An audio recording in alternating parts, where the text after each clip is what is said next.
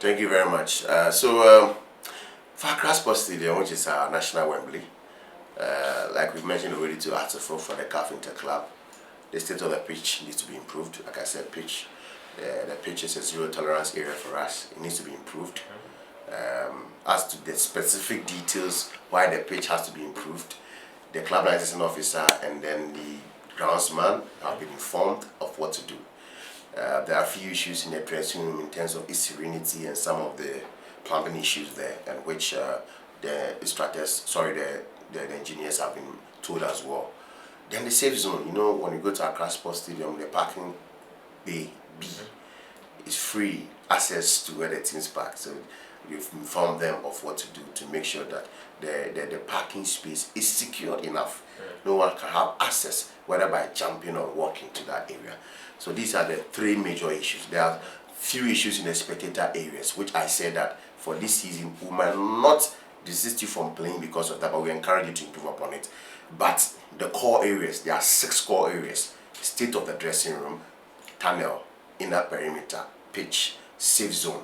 You understand? And then there is a last one, that is the VIP for Premier. Exactly. So if you're Premier League, you should have VIP to accommodate your guests who come. So these are 6 things that we look out for from Premier League clubs. Then the press conference room and the media tribune, which Accra Sports Stadium already has. So someone will ask that why, for instance, a thing like Wafa Park will get a conditional approval in Accra Sports Stadium, which is a national. When it comes to licensing and when it comes to stadium operationality, it's not about the artifact or the aesthetic look of the stadium. It's about the operationality, the specific safe operationality of the facility. So that is what we look at. So Wafa has an AstroTurf, well, nicely done.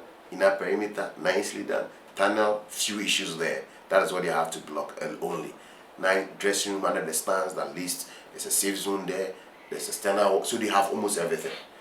But if you are a layman, you might think that why is Wafa giving a conditional approval and Accra Sports? But like explaining to you now, considering these 3 things I've mentioned, you will admit and agree with me that it has to be improved so that it can get an approval. For Baba Yara Sports Stadium, it is a venue that is still under renovation.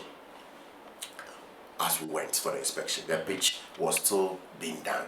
It is not an issue of inaction that somebody has led for it to get to that. It is an issue of innovation, and they have not completed, so they have to complete it. It's as simple as that. Yes. So, and then there's no safe zone. In the past, we used to drop off. That is, they drop off the place if you've been there before, and then car parks at a different area. You remember the shooting incident? Why did it happen? Because the spectator felt he could have access to the dressing room area. Now, if that place is corded off, you know you can't have access. You won't even go there for it to be shot.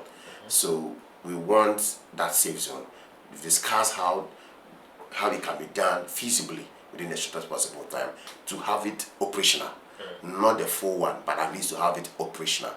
Exactly. And the state of the dressing room needs to be also improved a little bit. And these are the few things that we have mentioned to them that we think that with the support of all stakeholders, I mean, when it comes to the national stadiums, when it comes to the national stadium, we think that, and even all stadiums, we think it's not only the club, we have to also support the clubs by hammering on it. And I'm using the platform to appeal.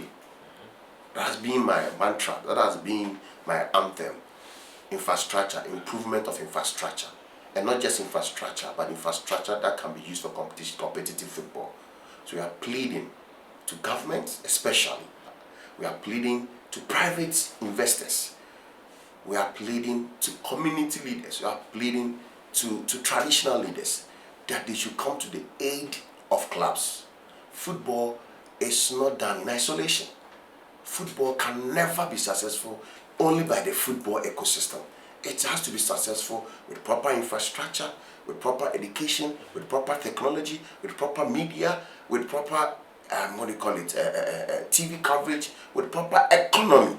So if all these things does not come together well, it does not help the football ecosystem to improve.